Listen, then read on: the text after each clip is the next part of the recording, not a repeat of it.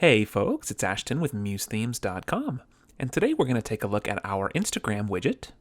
What this widget does is allow you to embed an Instagram feed directly onto your Muse website. Now, as you can see here, if I hover over an image, you get this clickable icon that enlarges the image in this really cool lightbox. You can also alternate from image to image within the lightbox using these arrows. You'll notice that some of these images have captions on the bottom, which you can enable and customize within the widget settings. It's a really cool widget and very customizable, and is of course responsive and functions great in any fluid or fixed width website. There's also a Load More button here on the bottom, which can be applied as default or built from scratch in Muse and linked with a graphic style. Now, in June of 2016, Instagram made several significant changes to how developers can utilize plugins and widgets. There were a lot of restrictions that were put into place that limited what we were able to allow our widget to do, so since our initial update last year, we've been working to add some really key features into the widget, such as support for video. We've also been a little bit more tuned into what users have asked us for in the forums, social, and product page reviews, and have included some new features such as a column count parameter and allowing for single posts with no Load More button. So the widget is way more powerful than it's ever been before, and I'm really excited to share it with you today. So let's start in Muse, and from our library, as always, we can see we just get this one Instagram feed component, and we'll drag it out onto the canvas like normal. And all we get is just this one large placeholder, which, just FYI for new Muse users, this will not populate with your Instagram photos here on the Muse canvas, even after you've entered your credentials. You have to preview this page in a browser to see it in action. But before we do that, let's jump into the settings panel. And you can see our first two fields are our access token and user ID. Now, this was one of the most prominent changes made in that update last year, but it's very simple to acquire. We've included a very convenient link right here where it says access token generator link. Simply click it, and you'll be prompted with a web page here. Then simply click generate access token, and it will prompt you to enter your login credentials. I'll go ahead and enter the info from Muse Themes. And then we just click login, and it's that easy. The generator link will run through a little process, but if you've logged into Instagram recently on a web browser, it will literally be that quick. And also just keep in mind that if you have multiple Instagram accounts, that you make sure you're logging into the proper one. So now all I have to do is select this entire string of letters and numbers. I'll hit Command-C or Control-C to copy. We'll head back to our widget settings panel. And in the access token field, we'll hit Command-V to paste. Now the next step is the user ID, and you can actually find the user ID inside the access token. So if you go to the very beginning of the token, you'll need to select this first group of numbers up until the first decimal point. And just like before, just copy that, and we'll paste it down here for user ID. And that's it. The number of digits will vary from user to user, so just make sure that you take everything up until that first period. Now, with that being said, I can already preview this in a browser, and everything is already functioning and looking really good. But now let's take a look at some of the customization available. Back in the settings panel, our first section is thumbnail settings.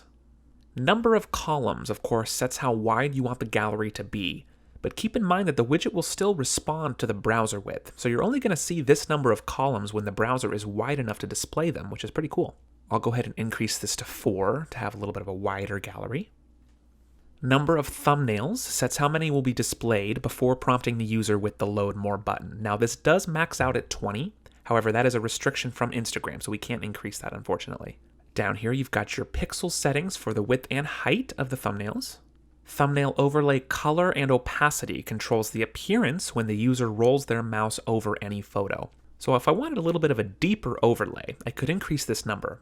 I'll go with 0.9, but we could go all the way up to a max of 1, which would mean 100%.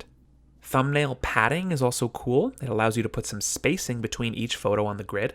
I'll go ahead with 10 pixels of padding. And the rest of these settings here allow you to adjust the color and sizes of the various wording and icons that are displayed when the mouse is rolled over an image. So I'll go ahead and close this section and we'll hop into Load More button settings. This first option here is actually new. You now have the option to disable the Load More button if you choose. We found that some designers wanted to display galleries that didn't necessarily look like they were being tied to a feed of sorts. So this option is great if you want the appearance of a standalone gallery that's still updated dynamically and automatically. So for instance, perhaps you wanted just one simple horizontal stripe of photos on your site, but nothing more. All you'd have to do is set the column count to, say, 4, and then the thumbnail count to 4 as well. That would give you a simple standalone stripe of photos while still updating automatically from your Instagram. Beneath that, if you do choose to use a button, you can leave the button set to default, where the widget will automatically create a button for you based on all these customization settings below it. Or you can change this to custom and create one yourself. So I'll go ahead and do that. Let's just jump out of the panel really quick, and I'll drag out a simple state button from the regular Muse widget library. And now I'm going to right-click on the button and select Clear All Styling, as well as Clear Widget Contents, so that I can start from scratch. Then I'll go ahead and add some basic text inside. And we'll center that in there, and we'll give it a better font.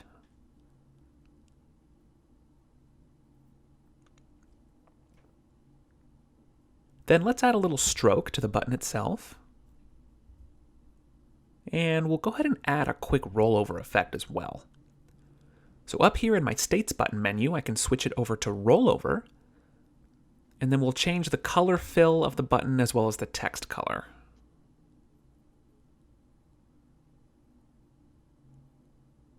Perfect. Lastly, we just have to assign a graphic style to the button. So with the button selected, I'll go ahead to my graphic styles panel here on the right. We'll click this icon to create a new style, and then we'll double click on the style to rename it.